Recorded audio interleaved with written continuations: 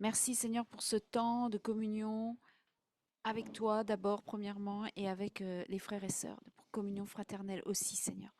Merci parce que tu as déjà réchauffé les lieux, Seigneur. Je te loue et je te rends grâce pour ta flamme, pour ton esprit, Seigneur, pour ta présence. Merci Jésus. Merci Seigneur. Que ce soit toi qui parles au travers de Dominique et Liliana. Et nous, on ouvre nos oreilles, Seigneur, on dispose nos cœurs à recevoir. Au nom de Jésus, merci. Donc, on continue. Oui. Actes des apôtres. On parlait tout à l'heure. Donc, on avait fait déjà la pertinence pour les derniers temps. Vous vous rappelez qu'il y a un homme qui vient dans les nuées, persécution, etc. Mais quelle est l'application? Ça va être un peu plus court. Hein. Le livre des Actes, on avait dit que c'est comme l'ombre de l'Église des derniers temps. C'est important de le dire parce que des fois, les gens, ils ont envie de revenir. On a l'impression que des fois, ils veulent revenir à l'Église primitive, toi. Comme si on devait imiter ce qu'ils avaient fait. Donc, ça y est. Donc, c'est bonne nouvelle, demain on vend tout, on vient tous vivre ici. C'est bon, on rentre tout ça. Ouais. On va tout mettre en commun, on va vendre les champs. Voilà, non, Ouais, c'est ça. ouais, t'inquiète, on met Ouais, des voilà. trucs partout. Voilà. Non, non, non. Donc c'est pas ça. Hein, mais quand même, malgré tout, de quoi parle le acte? C'est pour ça que ça s'appelle l'acte des apôtres. C'est Ça ça. parle de l'Église, quand même. L'Église, enfin de la création de l'Église. Oui, la création de l'Église, mais en prenant dans le bon sens, quoi, quand même, parce qu'on est plus intéressé par l'évangile du royaume que l'évangile de l'Église, quoi. Parce que sinon, c'est un peu... Mais l'Église en tant que structure, il fallait bien au début qu'il y ait une structuration, quand même, même si ça a commencé dans les maisons, en mettant tout en commun, etc. Bon, ben, c'était un peu la communauté ou la commodité, je sais pas, un des deux. Mais en tout cas, à un moment, Dieu a dit, bon, ben, c'est bon, vous êtes bien ensemble, vous avez chaud. Ah bah, paf. La persécution arrivée. Alors, voilà, l'ombre de l'Église des derniers temps. Voilà. Hein. Donc, loin de représenter un résultat final, en fait, c'est juste un modèle, quoi. C'est juste un modèle, hein. Mais on sait que un modèle pour nous, enfin, c'est un peu le fondement, mais on sait qu'il va y avoir comment dire, un perfectionnement de l'Église, quoi. Donc, c'est juste des prémices, puisqu'il y aura une apogée finale de l'Église. Il est dit qu'elle viendra chercher une Église sans tache, pure, victorieuse, glorieuse, etc. Et on va pas bien prendre, il y a marqué dans Philippiens 6, il dit, je suis persuadé que celui qui a commencé en vous cette bonne œuvre la rendra parfaite pour le jour de Jésus-Christ. Il dit bien, hein, pour le jour de Jésus-Christ. Donc il perfectionne les membres du corps de Christ, je vais dire les chrétiens, ouf, les membres du corps de Christ, il veut rendre l'Église parfaite, quoi. C'est ce qu'il dit, hein, pour les derniers temps. Donc là, bien sûr, la chose la plus importante par rapport à ce qu'on dit l'application pour les derniers temps, on le voit, c'est la plénitude de l'Esprit Saint. Ça, on en a parlé sans arrêt quand on a développé, sur le thème est développé sans arrêt. L'Esprit Saint les encourage, l'Esprit Saint les anime, l'Esprit Saint leur donne les bonnes paroles, l'Esprit Saint leur fait faire des miracles, l'Esprit Saint les libère de prison, l'Esprit Saint les empêche même des fois d'aller quelque part pour qu'ils aillent autre part. Donc on voit l'importance, donc s'il y a l'ombre de ça, c'est ça, le protagoniste c'est ça. Parce qu'on sait qu'il cite, il dit, je ne vais pas tout développer, mais il dit qu'il cite Joël 2, 28, 32 quand il y a la Pentecôte. Alors peut-être il y en a je pense qu'il y en a quand ils disent ça, ils le prennent comme un résultat final. Ils pensent, ah ça y est, le jour du Seigneur est arrivé, Joël 2, 38, 28, que les gens auraient des visions, etc., va s'accomplir maintenant, puisqu'ils attendaient le Messie comme un sauveur d'Israël et non pas comme un sauveur du monde. Ils pensaient que c'était juste pour Israël. Comme Donc, le roi, comme bon, David. mais ils ont mal compris parce que s'ils avaient lu tout Joël 2, 28, 32, ils verraient que ça parle des nations et pas de tout. Donc voilà. Donc il n'y a pas d'accomplissement total le jour de Pentecôte, le jour où finalement l'Église démarre. Hein, il n'y a pas vraiment ça. Mais ça se réfère plutôt au dernier temps dans lequel il y aura un déversement de l'Esprit sur toute la terre. Donc on voit qu'on ne peut pas dire que Pentecôte, c'est le truc C'est le ultime début. et que maintenant peut-être si on revient comme j'ai dit au début, on va dire oui, ce qu'il faut maintenant c'est avoir une nouvelle Pentecôte, quoi. Ben non, parce que Dieu va faire des choses beaucoup plus grandes et le déversement de l'Esprit, on va le voir d'ailleurs un petit peu, on va l'effleurer, va être beaucoup plus spectaculaire que ce qu'il a fait à Pentecôte. Plus que de parler 17 langues différentes, d'avoir des langues de feu, on va avoir des choses dans les derniers temps qui vont être, quand l'Esprit Saint va se répandre en plus des visions et des paroles, il va y avoir des manifestations, on va en parler un tout petit peu après. Et je vais juste une petite digression parce qu'on en a parlé sans arrêt à chaque fois. Qu'est-ce que faisait l'Esprit Saint avant qu'il soit sur Pentecôte? Donc déjà, c'est pas un thème nouveau pour le peuple d'Israël, puisque déjà, depuis Genèse, on peut prendre Genèse 1, 2, hein, il parle déjà de l'Esprit Saint, quoi, il parle déjà de quelque chose, quoi. On voit que depuis la création de la terre, l'Esprit Saint est déjà là, ben heureusement, parce que Dieu est là, Jésus est là. Ça veut dire que l'Esprit Saint ne soit pas là, que c'est une seule personne. Donc on voit qu'il a intervenu dans toutes les générations, et je vais en citer quelques-unes, on va les lire ensemble, si vous voulez. Mhm. Ça va nous permettre de voir pourquoi l'Esprit Ok. Saint était sur certaines personnes seulement, et pas sur tout le monde en même temps. Et on va prendre par exemple Ésaïe 32,15. Parce que voilà donc toutes les paroles sur lesquelles les Hébreux s'appuyaient, et quand il leur confirme Joël sur l'Esprit Saint, Joël 2,28, là, en fait, il leur confirme, parce qu'ils sont hébreux, ils connaissent bien la parole, il leur confirme que c'est l'accomplissement non seulement de Joël, parce qu'il aurait pu en citer, je dirais une dizaine qui en parlent de l'Esprit Saint des derniers temps, mais on va en citer 3-4 par exemple, mais il leur cite juste celle de Joël, mais il aurait pu en citer d'autres. Donc Ésaïe par exemple 32,15. Qui va le lire? Qui veut lire? Allez. Ésaïe 32, 32, 15. 15, jusqu'à ce que l'Esprit soit répandu d'en haut sur nous et que le désert se change en verger et que le verger soit considéré comme une forêt. C'est beaucoup plus bas. C'est quoi là? Non, c'est beaucoup plus bas. Ensuite, la deuxième c'est Jérémie 31, de 33 à 34. Celui-là est beaucoup plus connu quand même. Je suis sûr qu'il y en a qui le connaissent par cœur. Avec le style, vas-y.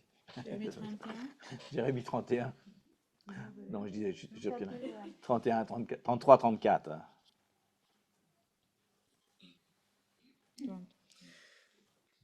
Merci. Mais voici l'alliance que je ferai avec la maison d'Israël. Après ce jour-là, dit l'Éternel, je mettrai ma loi au-dedans d'eux. Je l'écrirai dans leur cœur et je serai leur Dieu et ils seront mon peuple. Celui-ci n'enseignera plus son prochain ni celui-là son frère en disant, connaissez l'Éternel, car tous me connaîtront, depuis les plus petits jusqu'aux plus grands, dit l'Éternel, Voilà. car je pardonnerai leur iniquité et je ne me souviendrai plus de leurs péchés. Donc on voit il a pas cité celle-là. Je trouve qu'elle était plus pertinente. Là. Mais bon, là, pourquoi il cite pas celle-là d'abord? Parce qu'il dit que je ferai avec la maison d'Israël. Or là, quand ils sont à Pentecôte, il y a tout le monde qui est là. Donc il ne veut pas qu'il cite celle-là, sinon il dit et nous, et nous, et nous. On voudrait bien un petit peu. Après, on a Ézéchiel 36, 26, 27.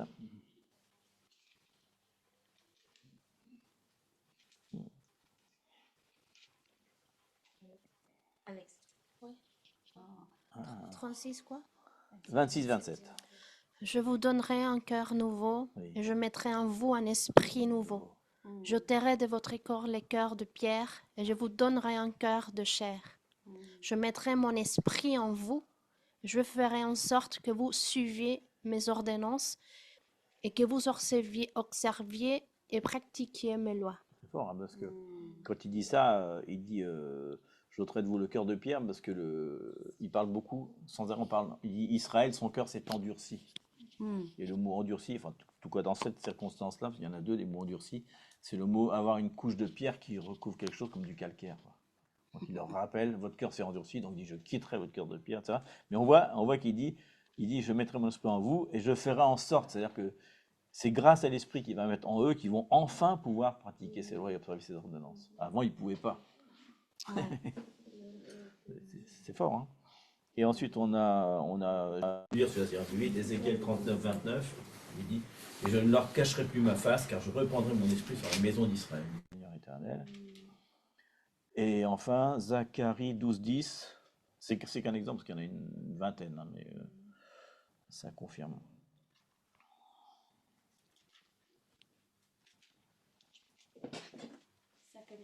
Zacharie 12, 10. Et ça parle des derniers temps, ça, par contre. Ça paraît le plus eschatologique.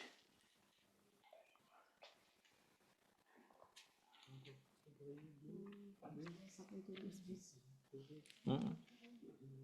Oui, tu l'as eu, si. Zacharie 12:10. Alors, Zacharie 12:10. J'animerai les descendants de David et les habitants de Jérusalem d'un esprit de bonne volonté et de prière. Ils regarderont à moi, à cause de celui qu'ils ont transpercé. Ils pleureront sur lui comme on pleure à la mort d'un fils unique. Ils se lamenteront amèrement comme lorsqu'on perd un fils premier-né. Bon, ça. Ah non, on a, il y a marqué un esprit de grâce et de supplication, quoi. Mais c'est bien parce qu'il dit en même temps qu'ils ont tué le Fils unique de Dieu, quoi. On va au-delà de cette. Alors, d'ailleurs, je me demande toujours, parce qu'ils lisent toute la parole de Dieu sans arrêt, qu'est-ce qu'ils comprenaient les Hébreux à l'époque quand ils disaient cette parole-là?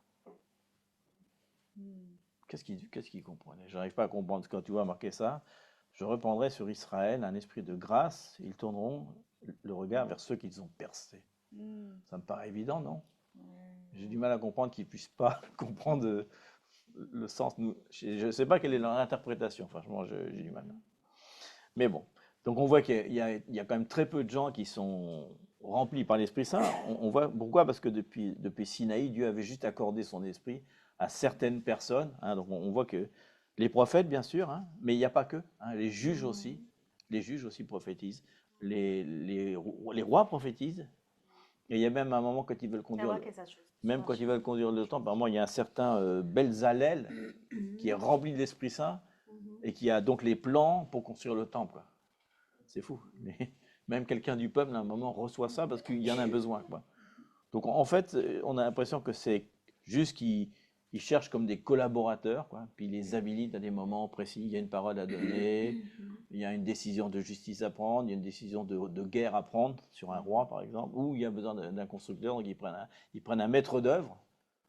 Il y a le chef qui a reçu toutes les instructions, puis il y a un maître d'œuvre. Bon, allez, l'Esprit Saint sur toi, comme ça tu vas pouvoir construire.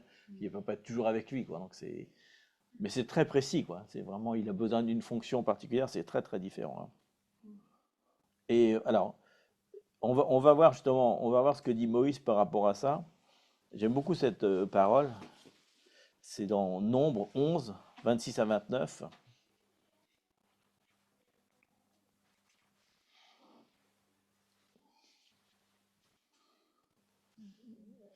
C'est une parole qu'on peut appliquer à maintenant. Qui veut dire ça? Qu'est-ce qui veut dire ça? C'est qui? Moi? Je sais pas. Mal, si tu ne l'as pas. D'accord, oui. Donc deux hommes, Eldad et Médad, qui figuraient sur la liste des 70 anciens, étaient restés dans le camp au lieu de se rendre à la tente. L'Esprit se posa aussi sur eux et ils se mirent à parler comme les prophètes, en plein camp.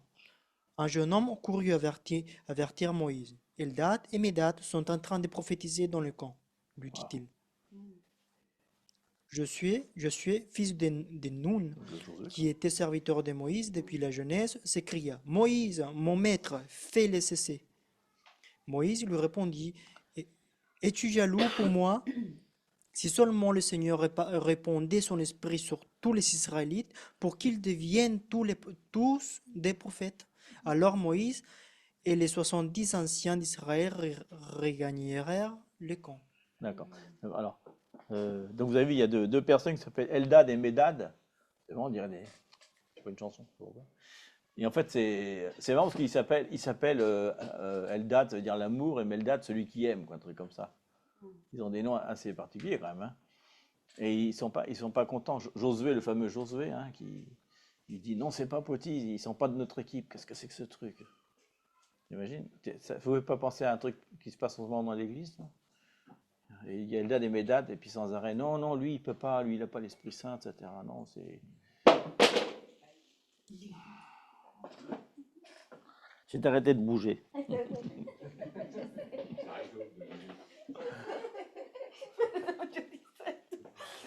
Tout le monde est distrait. Alors, donc, on va recommencer. On était où déjà? Eldad et Médad. Non, je sais, t'inquiète pas.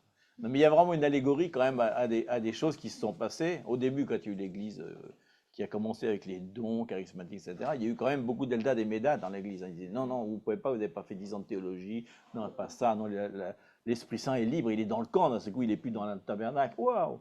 Et Moïse, on voit justement, et on voit Josué quand même comme il est raide, hein. Et on voit bien que le désir de Moïse, depuis le début, il est un peu fatigué. Il dit, si seulement tous recevaient l'Esprit Saint, je voudrais qu'ils soient tous prophètes, je voudrais tous. Et en fait, qu'est-ce qu'il dit à l'Église de maintenant? Un peu ça. L'Esprit Saint maintenant, nous, on voudrait que tout le monde prophétise. Il dit, Paul, recherchez d'abord le don de prophétie. Ne méprisez pas la prophétie, sinon vous éteignez l'Esprit Saint. Donc il leur dit, parce que là, il veut carrément éteindre l'Esprit Saint quand même. Il lui dit carrément, non, on ne veut pas qu'il prophétise. Donc on voit que Moïse lui dit, t'es jaloux pour moi ou quoi? Il n'est pas jaloux pour Dieu, Josué. Il est jaloux pour le ministère de Moïse. Et Moïse n'est pas très content là-dedans. Il dit non, il voudrait bien que tous, son souhait, c'est vraiment que... Ouais, son souhait, c'est que la volonté divine soit faite, que tout le monde puisse servir Dieu. Enfin, comme Joël, il dit sur vos servantes et vos servants et vos servantes, l'Esprit Saint viendra, pas que ceux qui sont grands quoi, dans le ministère. Donc on voit qu'il voulait donc que finalement la parole de Dieu prophétisée soit dans le sanctuaire, dans le tabernacle, mais aussi dans les camps, quoi, autre part, que ça sorte de l'église, quoi. Mais comme on sait que l'Ancien Testament, c'est une ombre de Nouveau Testament, on voit vraiment que là, déjà, c'est prophétise justement pour l'avenir. Voilà, Parce que exactement. 70 parle justement de toutes les nations de la terre. Donc c'est l'esprit. Déjà, il y a une prophétie qui s'accomplit à la fin. Et on voit que Moïse a discerné dans Josué, parce que c'est quand même un peu humoristique ce qu'il lui dit, hein, quand on lit ça. Il a discerné ses intentions de cœur. Il dit, t'as pas la crainte de l'Éternel en fait. Tu as la crainte de moi, de mon ministère. Quoi. Et il dit, c'est pas ça. Il dit, depuis que le peuple est sorti d'Égypte, il y a toujours cette nostalgie de ce qu'ils étaient avant. Il dit, je voudrais bien qu'ils aient cette nouvelle fonction, parce que quand ils auront reçu l'Esprit Saint, c'est marqué dans tout ce qu'on a lu avant, ils seront alors vraiment le peuple, je serai un peuple parce que mon esprit sera sur eux. Et Moïse attend avec impatience que l'Esprit vienne, parce qu'il dit, enfin, il faut sortir de là. Quoi. Sur eux, pas en eux. En eux, oui, exactement, c'est différent. Même s'il dit, à un moment, je mettrai un cœur de chair en eux. Dans Ézéchiel, oui. Non, c'est maman, non. Oui, là, on voit justement, en effet, il dit sur lequel l'esprit reposa. Il dit que l'esprit reposait sur eux. Oui, mais c'est l'esprit de Dieu c'est Dieu qui choisit la personne. Mais c'est pas le moment de que l'esprit de Dieu soit sur la terre. Après, c'est pour ça que c'est dans les personnes, dans le cœur C'était un peu pour répondre à ce qu'on disait, où était l'Esprit Saint avant. Il était depuis la création du monde, mais il y a un moment, il était plus pour une fonction particulière quand il avait besoin. Et c'est pour ça que quand Jésus revient, la première chose qu'il fait, d'ailleurs, il souffle en eux l'Esprit Saint. En fait, un petit peu comme ce qui s'était passé à l'époque. Et après, ils reçoivent en plus au-dessus d'eux. Donc ça, c'est une petite parenthèse sur l'Esprit Saint. Alors, miracles et prodiges, pour l'Église primitive, nous aussi, il faut éviter. Ça n'arrête pas. Donc on voit quand même une des caractéristiques quand on lit le truc, c'est une surnaturelle quand même. Parce que combien il y a de guérisons, combien il y a de libérations en prison, etc. Et il est dit que dans les derniers temps, il y aura beaucoup de puissance, mais à un niveau supérieur. Et là encore, je vais faire une petite digression, mais c'est important. Parce que c'est un texte vraiment fondateur. Voilà, on va le lire quand même. C'est Apocalypse 11, 3, 6. Je suis sûr que tout le monde s'est posé cette question-là avant. Mais qui c'est? Apocalypse 11, 3, 6. Là, ça va parler de la puissance et des miracles dans les derniers temps et comment ça va se passer pour la nouvelle Église, quoi. Je donnerai à mes 2 témoins le pouvoir de prophétiser, revêtus de sacs pendant 1260 jours.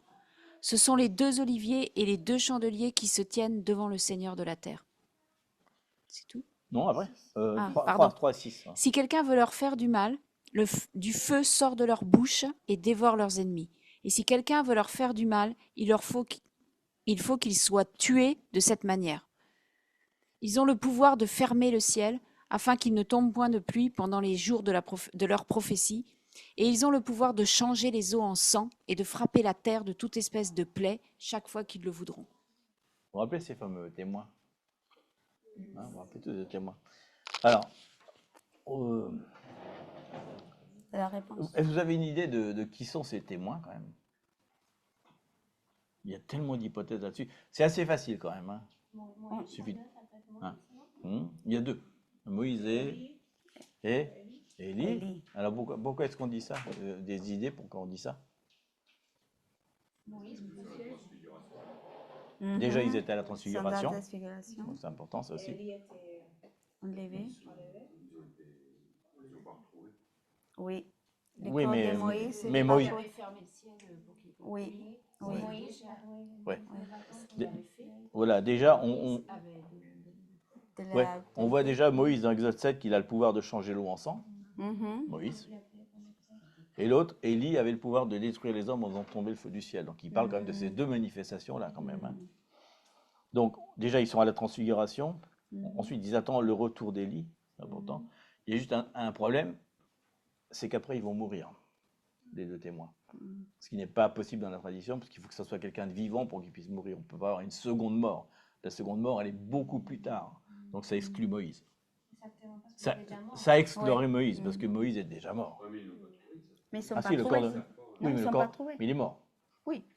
C'est marqué dans la parole. Moïse est mort. Moïse C'est est mort. marqué que On ne c'est sait pas mort. où est son corps. Qu'ils ne sont pas trouvés, Voilà, mais c'est il est autre mort. chose. Mais il est Mais mort. il le dit Donc, clairement, il est mort. donc vous avez une autre idée d'autres... Voilà. Deux non. autres personnes qui, elles, par contre, ont été enlevées par Dieu, Enoch et Élie. Mhm. Enoch et Élie. C'est une autre... C'est une autre Hypothèse. conception puisqu'ils sont pas morts, donc c'est voilà. Non. Oui, même si on a des gens qui sont morts, qui sont remords. Hein. Lazare, il était ressuscité, Dorcas est ressuscité, il y en a plein qui sont ressuscités, qui sont morts. Voilà. Mais bon, en fait, il y a aussi un autre argument, c'est que la Bible ne mentionne pas que c'est Moïse et Élie, que ça ne mentionne pas que c'est Enoch et Élie. Donc je ne vois pas pourquoi Dieu ne mentionnerait pas qui c'est. Il n'y a pas de raison que Dieu ne le mentionne pas. Donc l'autre hypothèse qui est retenue jusqu'à maintenant, en tout cas, c'est que c'est des gens ordinaires. Dieu peut utiliser deux personnes complètement ordinaires, des croyants, etc. Donc pourquoi ça serait pas ça? On ne sait pas. Donc en fait, on ne peut pas avoir de théorie absolue parce qu'en effet, il y a des contradictions de l'un, de l'autre, c'est bien Enoch, Élie, etc. Mais en fait, il y a une troisième hypothèse qui est quand même plus intéressante.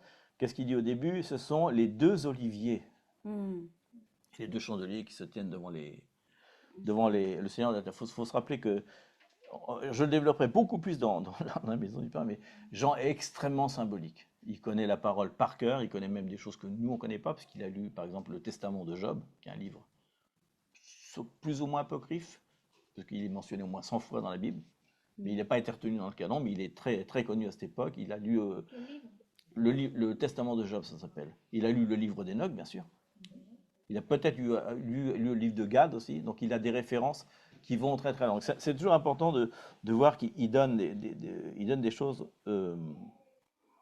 qui sont profondes, quoi. Donc si on lit dans Zacharie 4, 11 à 12, c'est évident qu'il fait une référence à ça, puisqu'il parle des deux, il y a marqué les deux fils de l'huile, il y a marqué. Vous vous rappelez, c'est le mot exact qui est marqué, c'est les deux oins, il dit en fait les deux fils de l'huile. Qui c'est les deux fils de l'huile en fait?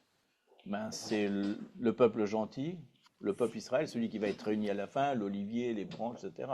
Donc, pour moi, on va reprendre une autre partie. Pour moi, il parle d'autre chose. Il parle pas d'un homme, de deux hommes. Il parle de deux nations, carrément, de beaucoup, beaucoup, beaucoup de gens. Je ne pense pas qu'il va y avoir deux personnes qui vont être là avec des pouvoirs extraordinaires. Et donc, il dit en plus pendant les 1260 jours, pendant les 3 ans et demi, quoi. Donc, je pense qu'il y a tout plein de gens qui vont être là et qui vont avoir cette puissance-là. Les deux hommes, c'est pour dire les deux races, les deux ethnies, les deux gènes, de ce dont on parle romain sans arrêt, quoi. C'est pour ça qu'il cite ça. Et un peu plus en avant, je crois que c'est peut-être Zacharie 4 directement, non? Mais je vais vous le lire, c'est pas grave. Ça doit être Zacharie 4 au début, juste avant, parce qu'il a dit avant cette révélation, il dit « L'ange qui me parlait avec moi revint. Il me réveilla comme un homme qu'on réveille de son sommeil et me dit, que vois-tu? Je répondis, je regarde, et voici, il y a un chandelier tout d'or, chandelier tout d'or, surmonté d'un vase et portant 7 lampes, avec 7 conduits pour les lampes, qui sont au sommet du chandelier. Qu'est-ce qu'il parle de là? Les 7 quoi? Les 7 églises. Bah, les 7 églises. Oui. Il parle de toute la communauté des croyants qui seront présents à cette époque-là. Parce que l'église, bien sûr, ce n'est pas les églises dont ils sont cités, c'est l'église en général. Chacune est un morceau. Donc, ouais, voilà. Et dit, et il y a près de lui 2 oliviers, l'un à droite du vase, l'autre à sa gauche. Et reprenant la parole, je dis à l'ange qui parle avec moi, que signifient ces choses, mon Seigneur? L'ange qui parle avec moi me répondit, ne sais-tu pas ce que signifient ces choses? Je dis, non, mon Seigneur. Il parle de mon Seigneur. Hein. Alors il reprit et me dit, c'est ici la parole que l'Éternel a dit à Zorobabel. Ce n'est ni par puissance ni par force, mais c'est par mon esprit, dit l'Éternel des armées. Donc il parle ici d'une manifestation de son esprit qui va être sur l'Église des derniers temps, avec les 7 yeux, la puissance, les 7 puissances de l'esprit. Vous vous rappelez qu'on avait parlé de l'esprit de sagesse, l'esprit de force, etc. Et qui vont avoir une puissance tellement forte qu'ils peuvent carrément faire, ils disent qu'ils pourront faire des miracles incroyables. Hein. Et en plus, tu as vu, ils disent qu'ils vont être tués, donc pas les deux, des gens, il y aura des cadavres partout dans la terre, etc. Et au bout de 3 jours, ils vont ressusciter. Tu imagines l'impression que ça va donner à l'ennemi ou à ceux qui sont présents là. Donc on parle de miracles et de prodiges. Alors là, vraiment, ça va être le miracle des prodiges, plus. On va Ce sera court. Ouais. On verra des signes incroyables de feu du ciel qui tombent sur les ennemis. T'imagines, les gens vont Normal. dire, et après ils meurent et ils ressuscitent. Donc tu imagines 100 000 personnes qui ressuscitent en même temps. Ça va, waouh! Et c'est le genre de puissance qui va être révélé à nous. Quoi. Donc c'est intéressant de, bien sûr, quand on parle aux Hébreux, ils sont contents. Pour eux, c'est Moïse. Ils n'ont toujours pas accepté l'Esprit Saint. Ils n'ont toujours pas l'Esprit de grâce et de supplication. Ils connaissent toujours pas Jésus. Donc pour eux, ce que dit Romain, le fait qu'on les excite à la jalousie, qu'on va être aussi fort qu'eux, etc., ils ne peuvent pas accepter. Et pour eux, ils disent forcément, c'est... Et ils se battent là-dessus. Hein. Moïse, Élie, Enoch, Élie, c'est des discussions, la bataille qu'ils font, parce qu'ils sont encore dans le texte, ils n'ont toujours pas la révélation du texte. Quoi. Donc forcément, c'est... Et pourtant, Zacharie 4, il est bien lu quand même dans les synagogues. Il n'y a pas la révélation. Je me dis toujours, mais quelle est leur interprétation de ce texte? Qu'est-ce qu'ils pensent? Qu'est-ce que ça veut dire pour eux?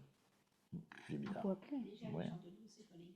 Ouais, c'est ça. Ouais, non, pour eux, c'est les 7 esprits, les 7, je ne sais pas ce qu'ils pensent. Et il y a aussi, je vais vous lire, dans Osée 1,7, il y a une parole qui est intéressante. Osée 1,7, il dit, mais j'aurais pitié de la maison de Juda, je les sauverai par l'Éternel leur Dieu, je ne les sauverai ni par l'arc, ni par l'épée, ni par les combats, ni par les chevaux, ni par les cavaliers. Bien plus que ça, quoi. Ce sera fini ce temps de guerre. Donc voilà, on voit, en tout cas, on voit une vision, on a une vision céleste avec des créatures célestes qui représentent une image de ce qui va venir. Mais bon, je pense que les fils de l'huile, c'est tous les rachetés du Seigneur, quoi, parce que c'est les fils de l'onction finalement. Oui. Ça représente aussi l'onction qui est sur eux. Et donc, il dit, mais enfin, on a quand même dans la prophétie, il y a bien marqué qu'ils vont être là pendant 1260 jours, c'est ça? Donc pendant 3 ans et demi. Je suppose que c'est les 3 ans et demi de la fin. Voilà, oui, parce que c'est dans l'Apocalypse 11, donc c'est sûr. Voilà, donc ça, ce sont les premières choses. La troisième chose qu'on a, c'est pas nouveau, c'est la persécution de l'Église et l'Évangile qui arrive aux extrémités de la terre. Ça, c'est bien sûr.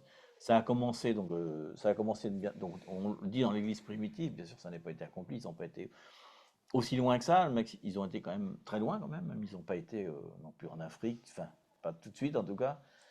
Ils n'ont pas été en Chine, il y a plein d'endroits qu'ils n'ont pas été, mais on voit que c'est quand même le modèle, quoi. Le modèle, sachant que sans l'Esprit Saint, il n'y avait rien qui se passait. C'était dépendance totale de l'Esprit Saint. Donc, je pense que c'est encore... En Éthiopie, ouais. Mais ça a mis du temps quand même. Mais bon, on voit qu'il les avait envoyés sur la terre. En fait, il leur avait dit aller de partout, Jérusalem, etc. Mais on voit que finalement, non, ils sont restés à Jérusalem quand même. Je ne sais pas ce qu'ils attendaient, mais enfin, ce qu'ils ont attendu, c'est que Étienne soit le premier martyr. Et dès qu'il y a eu le premier martyr, alors vraiment, il y a eu la persécution de l'Église, là, très très forte. Et là, il y a eu vraiment un envoi. Donc on voit la même dynamique en fait qui va se passer pour nous. Hein, parce qu'il est dit on va le lire, Matthieu 24, 9 et Matthieu 24, 14. On pourrait lire 24 en entier, mais bon. 24, 9 et 24, 14. C'est ce qu'il dit au Mont des Oliviers. Donc ça veut dire que c'est pour nous. Qui va le lire?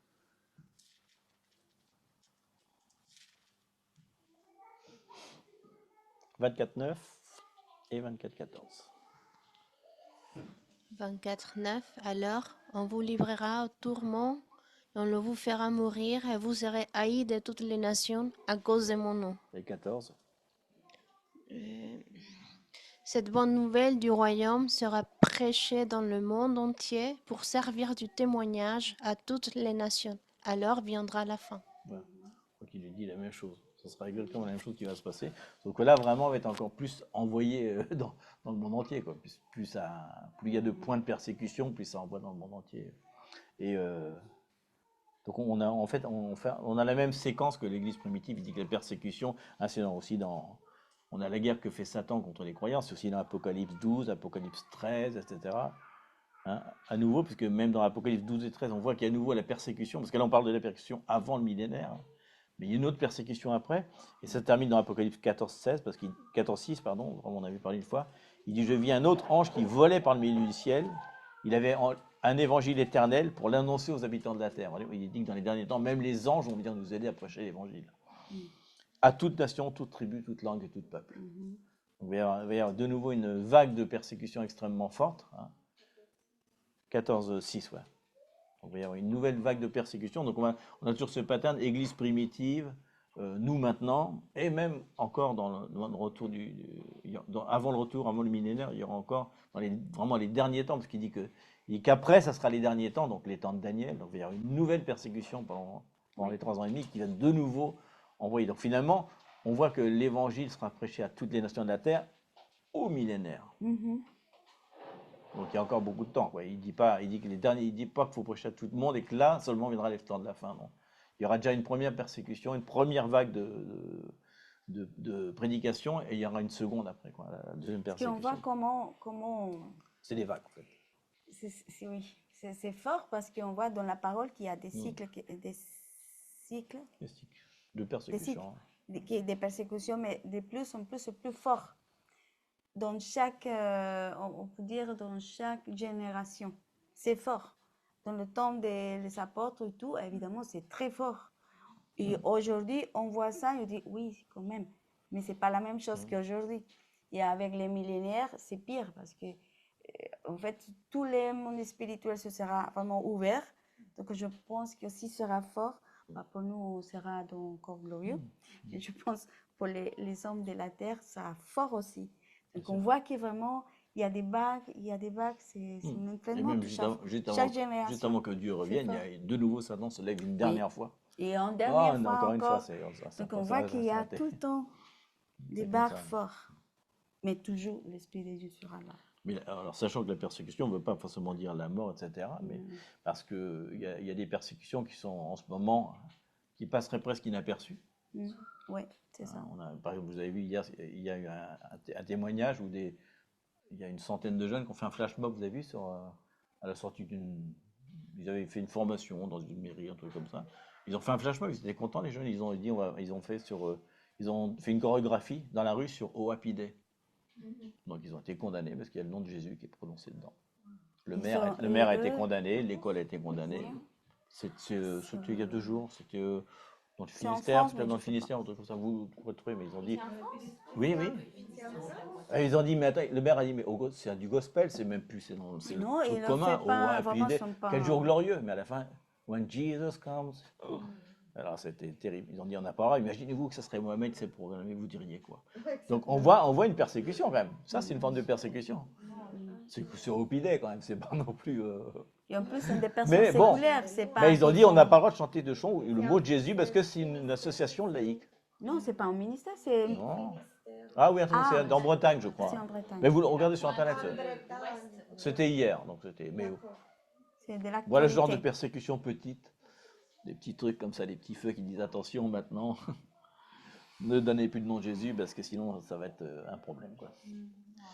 Deuxième chose qu'on a parce que ça a commencé dans l'église primitive, ça continue maintenant, les Juifs sont excités à la jalousie. Hein, vous vous rappelez, on a vu comment la prédication des premiers croyants aux Juifs, ça n'a pas bien passé quand même. Ils ont été vraiment, ils se sont opposés au message, ils ont persécuté, ils ont mis devant les tribunaux, ils ont mis en prison, etc. Mais on voit que le plan de Dieu pour les Juifs maintenant, pour nous maintenant, nous maintenant, et pas, je pense, non, maintenant, quoi, c'est de les exciter à la jalousie, en fait. On est dans ce plan-là, et que font les juifs messianiques en ce moment dans ce truc-là? Ils les excitent à la jalousie encore. Et c'est partout. Mais nous, ils nous demandent aussi de le faire, quoi.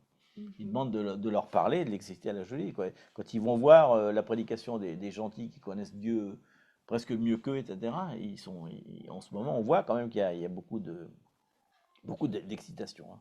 Et c'est marqué donc bien sûr dans Romains 10, dans Romains 11, Romains 14 sans arrêt. Mais il dit qu'à la fin, finalement, qu'est-ce que va faire ce résultat final? C'est dans Romains 11, 26, il dit et ainsi tout Israël sera sauvé. Selon qu'il est écrit, le libérateur viendra de Sion et détournera de Jacob les impiétés. Donc il dit qu'à la fin, le but c'est que tout Israël soit sauvé. Il dit que tout Israël sera sauvé quand même. Les Juifs sont sauvés, ceux qui restent. Parce qu'après la mort, après la ceux qui guerre, sont morts, trop tard. Mais ceux qui sont restés, en tout cas, ils seront tous sauvés, mais par l'excitation à la jalousie des gentils. Les gentils peuvent inclure les Arabes hein, aussi. C'est pas que le monde ici même. Forcément, quand les musulmans qui sont convertis au christianisme témoignent aux Juifs, ça.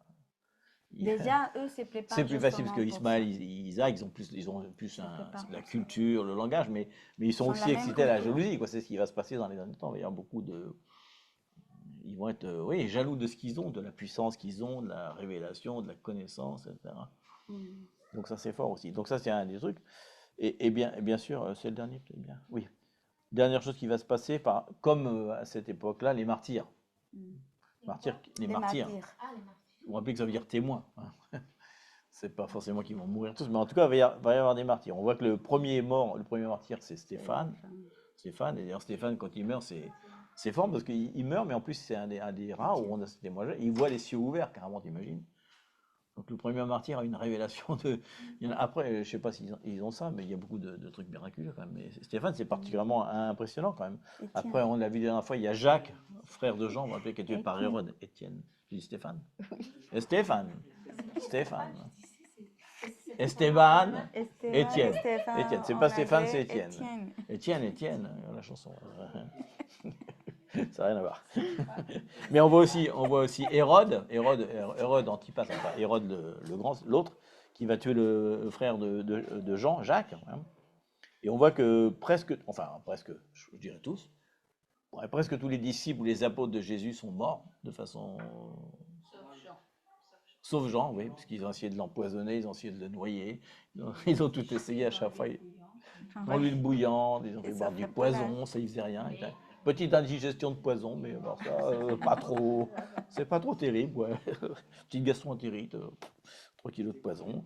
Mais on voit que Étienne a été ce modèle pour la génération, puisque ayant vu le martyr d'Étienne qui voit la gloire, forcément, ça, non seulement ça ne les a pas découragés, ça les a encouragés. Quoi. C'était un exemple pour eux, et en plus il y avait Saül qui était là, vous vous rappelez?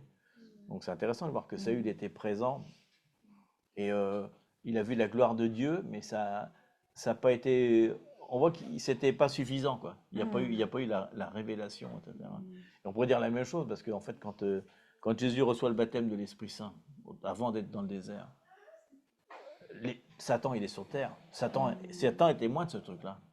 Et pourtant, il va dans le désert, il le tente. Il devrait lui dire, Jésus, mais t'as pas vu avant la colombe sur moi, qui je suis? Non, il est forcé de prendre la parole pour se défendre. Quoi. Et ce qu'ils vont faire, exactement, c'est ça. Ils vont, malgré tout, la parole va être super importante. Ça ne suffira pas le témoignage visuel que tout le monde. Saül a vu le miracle, mais ça l'a pas transformé. C'est que plus tard qu'il a été transformé. Donc les signes miraculeux, des fois, c'est pas suffisant. Il y a besoin aussi de la parole de Dieu. Qui était présent autour d'Étienne, oui, mais ils l'ont vu parler dans la joie alors qu'il est en train de lui envoyer des pierres sur la tête. Il devait être là quand même. On s'imagine pas parce que nous ça se fait pas beaucoup. C'est pas très populaire chez nous d'envoyer des pierres sur les gens pour les tuer. Non, ça se fait pas. Mais si vous avez déjà vu ça, vous avez déjà vu une vidéo de ça, c'est terrible quand même. Hein. Parce qu'ils balancent des grosses pierres, c'est un supplice, hein, c'est pas un truc qui prend quelques secondes. Le martyr aussi, c'est pas simplement c'est pas un petit martyr quand même. Hein. Le martyr que tu avais dit la dernière fois, c'est pas simplement martyr physique aussi, c'est le martyr aussi. Parce que c'est témoin. Des témoins. On peut mourir à sa vie de commodité, de confort, pour aller faire quelque chose que Dieu t'a demandé de faire, mais c'est pas forcément pour ça que tu vas mourir. Quoi. Ça peut arriver, mais c'est pas le but en tout cas. C'est pas le but, Si tu meurs pas, non, je suis pas sauvé. Non, c'est pas ce qu'il dit, parce qu'il dit bien témoin. Après, le mot martyr dans la culture musulmane est très différent, parce que là, ça veut dire martyr, il faut être tué. Parce que c'est une promesse qui est dans le Coran. Là, c'est différent. Mais c'est pas la même chose. Et on voit d'ailleurs, pour donner une idée un petit peu de la quantité de chrétiens qui vont mourir dans les derniers temps, on peut lire Apocalypse 6, 9 à 11. Apocalypse 6, 9 à 11. 9 à 11.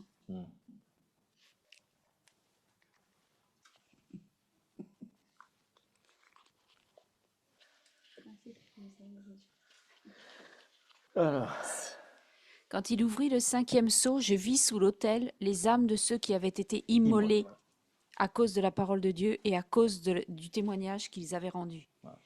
Ils crièrent d'une voix forte en disant « Jusqu'à quand, Maître saint et véritable, tarderas-tu à juger et à tirer vengeance de notre sang sur les habitants de la terre ?» Une robe blanche fut donnée à chacun d'eux, et il leur fut dit de se tenir en repos quelque temps encore, jusqu'à ce que soit complet le nombre de leurs compagnons de service et de leurs frères qui devaient être mis à mort comme eux. il y a déjà du monde, il y a attends, c'est pas fini. Il y en a d'autres, ça vient.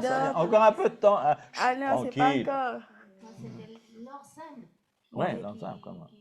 Il dit ceux qui ont été immolés, quoi. C'est fort, donc il veut dire qu'il va y avoir beaucoup de monde encore qui vont mort, mais comme souvent, si tu meurs à ce moment-là, c'est bien, tu n'es pas souvent sous la terre, pas longtemps. Il y en a qui sont là depuis 4000 ans. Toi, tu vas être juste 2 ans, peut-être, 1 an, 3 jours, peut-être, on ne sait pas. Et je suis sûr que ça va être un sujet, en fait, je pense que, on dit ça en blaguant, mais je pense que ça va être un réconfort quand on va être vraiment. Ceux qui auront compris qu'il y a vraiment 7 ans et demi, voyant qu'ils sont vraiment au dernier jour, t'imagines, s'ils sont faits, ils vont dire bah, c'est bon, je meurs aujourd'hui, je suis ressuscité dans 3 jours. Ah oui, c'est ça. Tranquille. Je ressuscite. Ouais.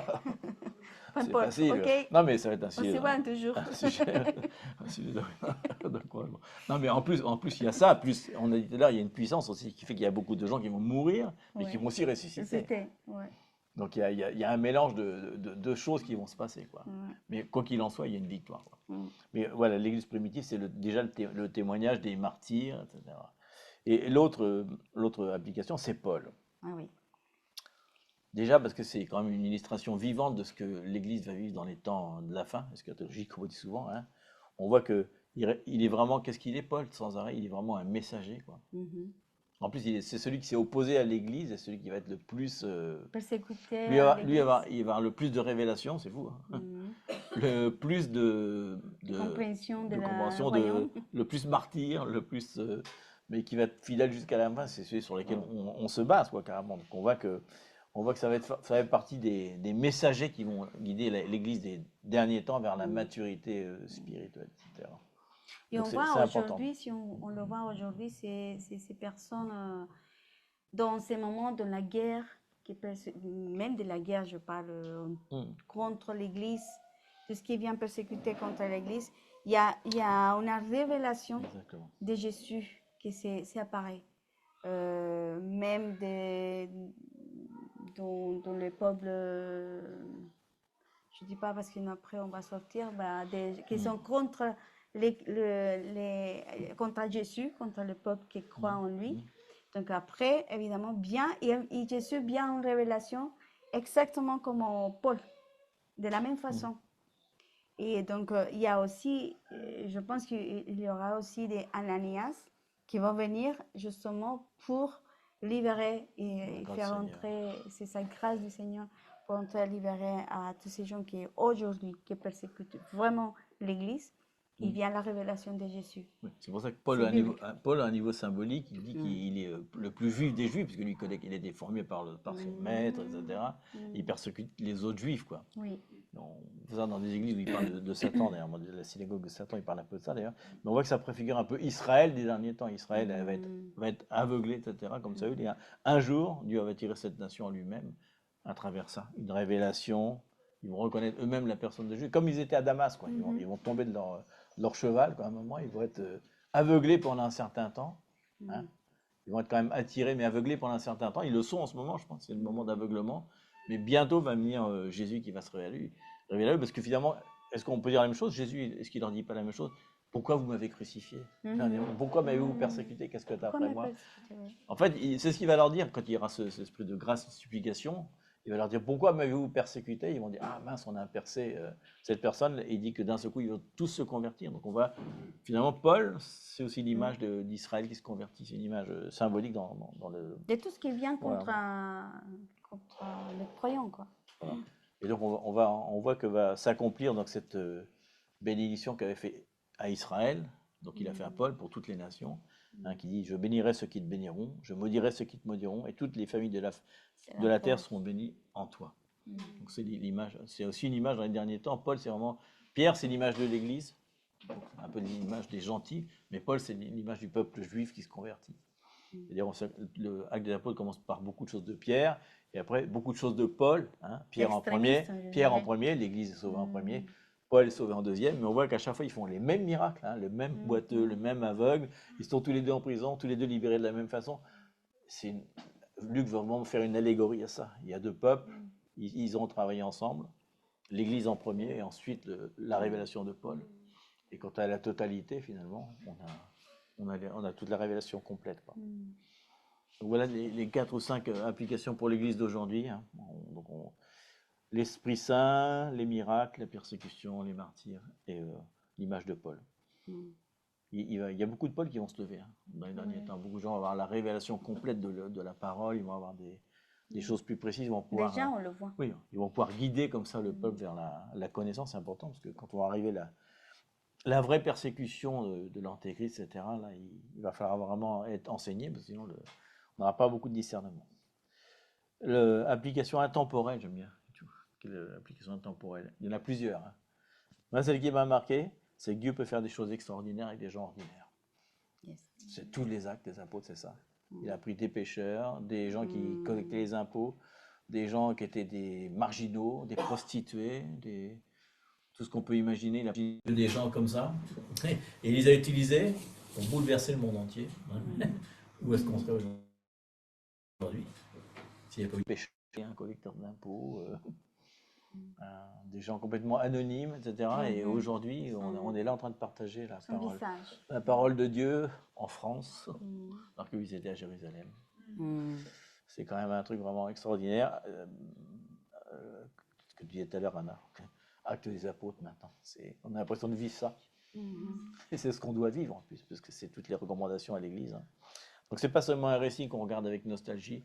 Oh, c'était bien ces temps-là, tous ensemble près du feu, comme là-bas, derrière nous, là, avec les croissants et tout. C'est pour vous donner envie de venir là. Désolé. On est au chaud, etc. Mais il y a une bombe atomique qui arrive. Mince. Je renie ces paroles-là. L'esprit de Poutine. Non, c'est pas ça ce qui va se passer. Mais en tout cas, on va vivre ce truc-là. On n'est plus encore. Alors, même si en ce moment, je pense que Dieu est en train de dire de se réunir à nouveau en communauté, de commencer à faire des petits feux un peu partout. Mais on n'est pas dans la dimension où ils devaient faire ça ensemble. Mais c'est normal parce qu'à l'époque, ils étaient quand même persécutés énormément. En fait, s'ils n'étaient pas tous ensemble, bien protégés dans les maisons, c'était difficile quand même. Donc, voilà. C'est pas seulement un récit nostalgique, mais c'est un récit qui nous dit voilà ce qu'on peut faire, ce qu'on va faire, de nous encourager. Et le verset clé de tout, qui résume un peu tout finalement, il dit vous recevrez une puissance, le Saint-Esprit. Et alors vous pourrez être mes témoins dans toute la terre, Judée, Samarie, Jérusalem ici à Tours, en Indre-et-Loire, après en France et après autre part. Et finalement au bout de la terre, mais ça va prendre un certain temps, parce que ça va aller jusqu'au retour de Jésus. Mais déjà, il dit déjà de commencer. Et là, en ce moment, on n'a pas particulièrement de persécution, donc on peut encore être témoin à Jérusalem, mais ça a été difficile. Ils ne sont pas restés longtemps, parce qu'ils ont tout de suite été expulsés. Mais bon. Version temporelle, c'est vraiment l'Esprit Saint qui vient sur nous. Mais je pense que, comme je disais tout à l'heure, il est déjà là, maintenant il faut s'en servir. On n'a plus besoin de se réunir tous ensemble dans un lieu et dire Seigneur, envoie ton Esprit Saint.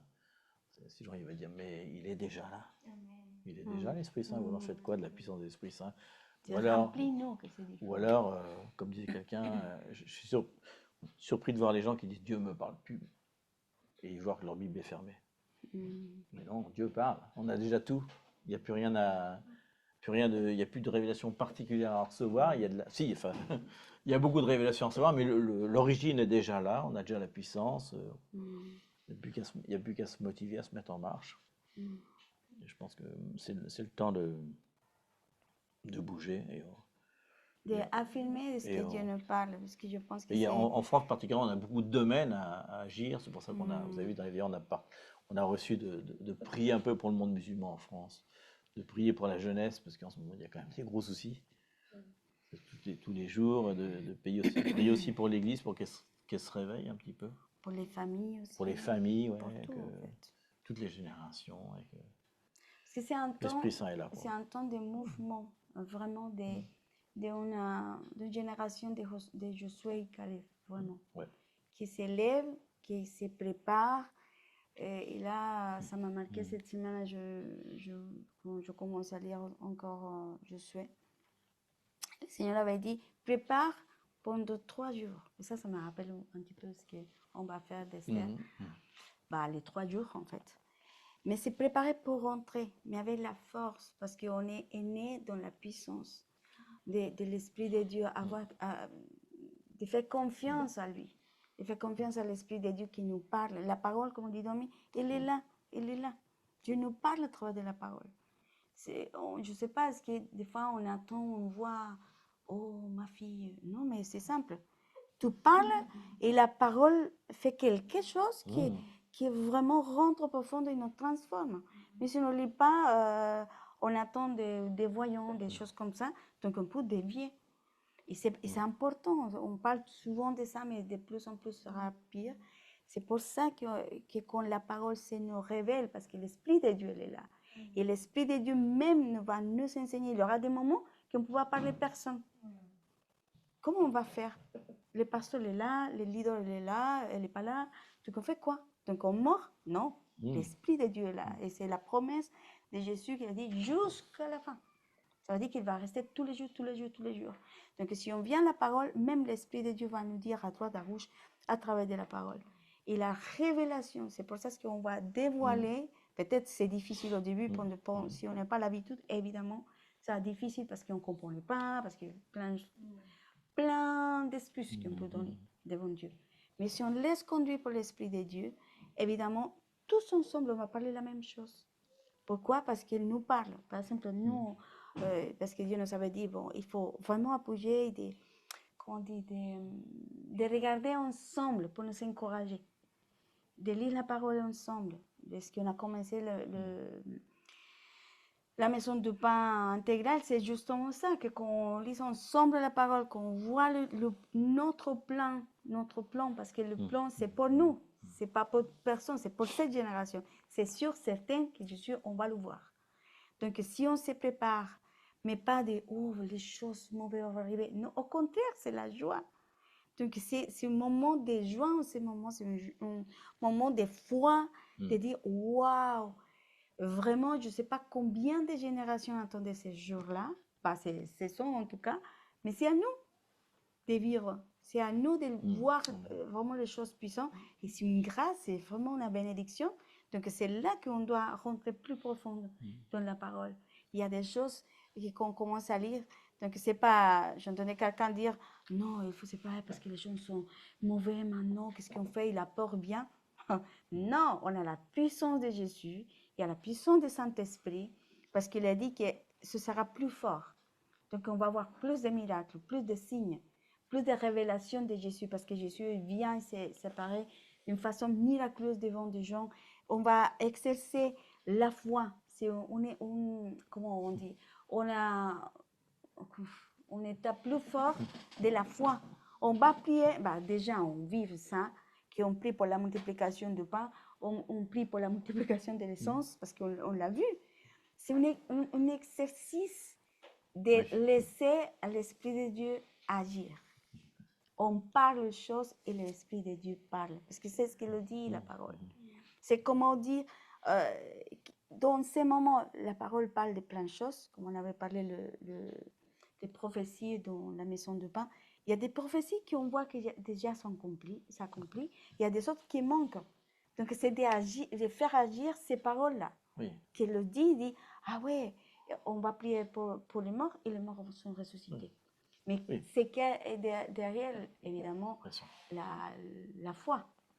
Mais vraiment, je trouve qu'en ce moment, Dieu va nous amener à puiser, à rentrer dans tout les prophéties sont dites, mais il faut les aider à s'accomplir. On fait partie du plan. Quoi. Oui, c'est de collaborer. Il y a des prophéties sur l'Égypte, des prophéties sur le Liban, des prophéties et ceux qui sont au Liban, les chrétiens pourraient partir, mais ils sont persécutés énormément là-bas. Ils ne veulent pas, parce qu'ils s'appuient sur cette prophétie. Non, le Liban, il y a marqué que ça. Donc on n'en partira pas. Vous avez vu à Gaza, les chrétiens ne sont pas partis, ils sont restés dans les églises au milieu du truc. Ils ont dit non, parce qu'il y a une promesse pour nous, à Gaza, je ne partirai pas. Ils ne partent pas, ils sont dans les églises, ils se réfugient dans les églises, il y en a quelqu'un qui a été tué, mais pas tant que ça. Non, reste là. Non, parce qu'il y a une promesse, c'est marqué. Et les Égyptiens, pareil, en Égypte, il y a une grosse persécution, mais ils disent non, Égypte, 681 prophéties sur l'Égypte est marquée. Donc il y aura quelque chose pour eux, pour les Assyriens, etc. Donc ils s'appuient sur cette prophétie, donc nous, on en a aussi.